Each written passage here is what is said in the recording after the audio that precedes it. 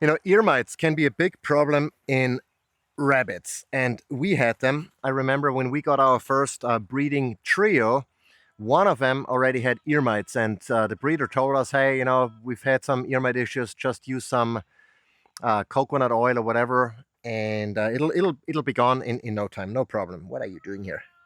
The problem is, those ear mites were not gone. In fact, we had several severe ear mite infestations where you can see all the crust in the rabbit's ear. The ear was warm. There was certainly inflammation, or obviously inflammation, and so we are like, okay, what can we do? So we started looking stuff up, and of course you can get medication, ivermectin and some other pharmaceuticals you can use. But I'm like, okay, treating it while the issue is present is one thing. I'm not opposed to using pharmaceuticals if necessary, even though I prefer natural methods.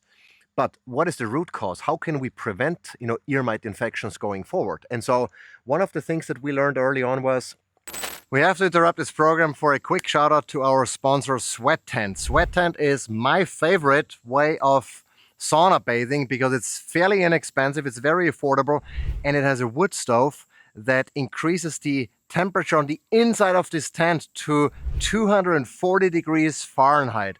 Obviously, you can control how hot you want to get it, but if you're really into intensive sauna bathing, then the Sweat Tent is the way to go. It's easy to remove, easy to set up.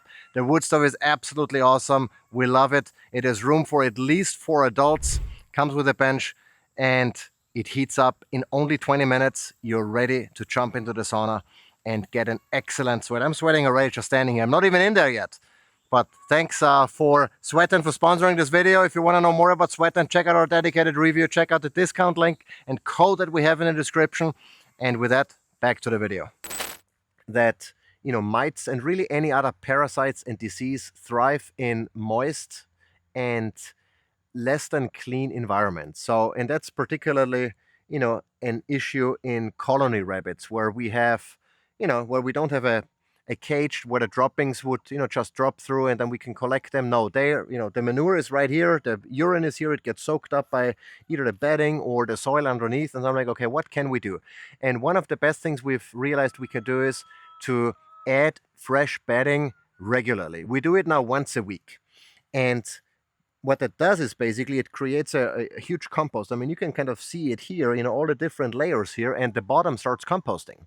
And so the more carbonaceous material you add, the more it has time to compost in together, obviously, with the nitrogen in the pee, in the poop, etc. So all of that then mixed, and the rabbits obviously dig, so they turn it over. The moisture they get from the urine, and all of that leads to what are you doing here?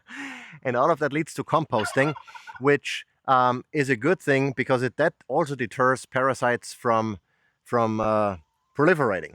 And so that's really the main thing we did, is to just stay on top of our bedding by adding fresh bedding every week, and we use pine shavings. We could significantly cut down on ear mites, and when we had every so often a case of ear mites, I mean, in honestly, we've not had issues here in this hutch in maybe over a year or so. So we have it under control by just controlling the manure, by adding the fresh litter, as I said.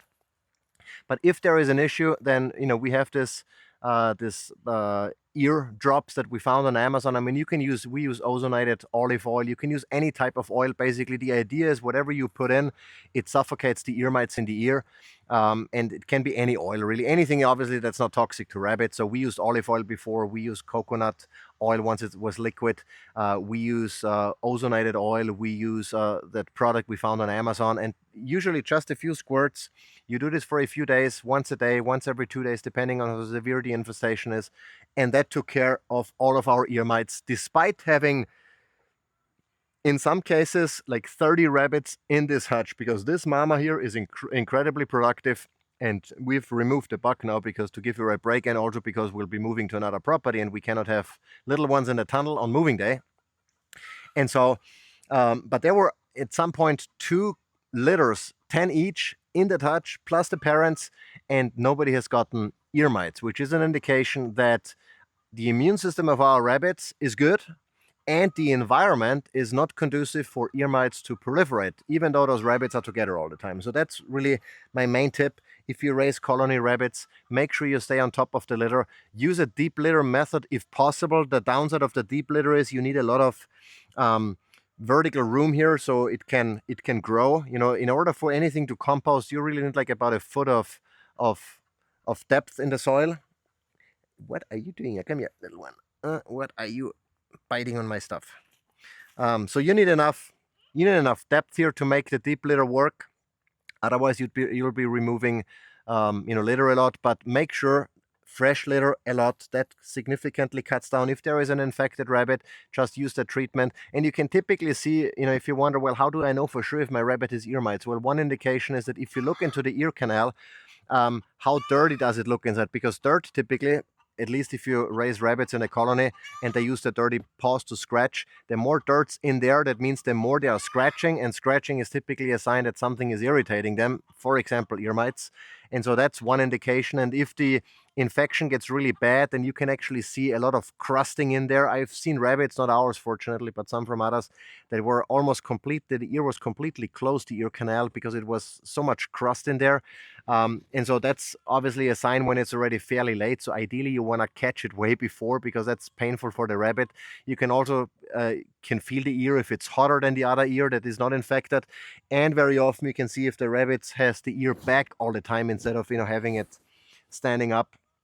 That's another indicator. But what we typically do is every so often, when I get a chance, I just try to peek into the ear canal and see if there is any crusting going on, any dirt from scratching. If so, we take the rabbit, we check out the ear canal. If there is anything even remotely, then we put those drops in. But as I said, if you keep your manure under control, even if you have a lot of rabbits in the same enclosure, you'll probably be good to go. And that's what we've done to cut down on our ear mite issue that we had in the very beginning. The other thing that you could do is, if you have the space, if you have several hutches, like in our case here, I'm going to show you. We have here several hutches. What you could do is you could always keep one hutch empty and rotate your rabbits through it, while always leaving one empty for 30-45 days or so, because that really cuts down on any soil-borne parasites that might be in there. And again, I'm talking about deep litter here. If you're raising rabbits in a regular cage, then that's probably not a concern. You might just want to have to clean those cages frequently. But leaving one empty for a while to have all of the parasites die down, and then moving rabbits in again and kind of go in circles. It kind of mimics rotational grazing. I mean, we in fact do the same principle here with our you can probably not see them here in the background, but all the way up here we have mobile rabbit tractors, and there we mimic the same thing. We move them from pasture to pasture, or on the pasture we move them quite a bit, so that the rabbits are never in their own manure for more than a day. Sometimes we move them twice a day, so that means they are never exposed to their own pellets, and that means fewer parasites to deal with. So that's one example of what you can do to cut down on that issue, because ultimately it's all about manure control.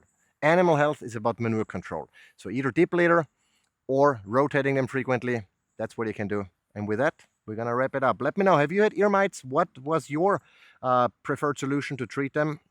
Let us know in the comments. I'm super interested, always happy to learn what others are doing that has been effective. So let us know, super interesting to hear. Share this video with someone who might have issues with ear mites in rabbits. Until next time.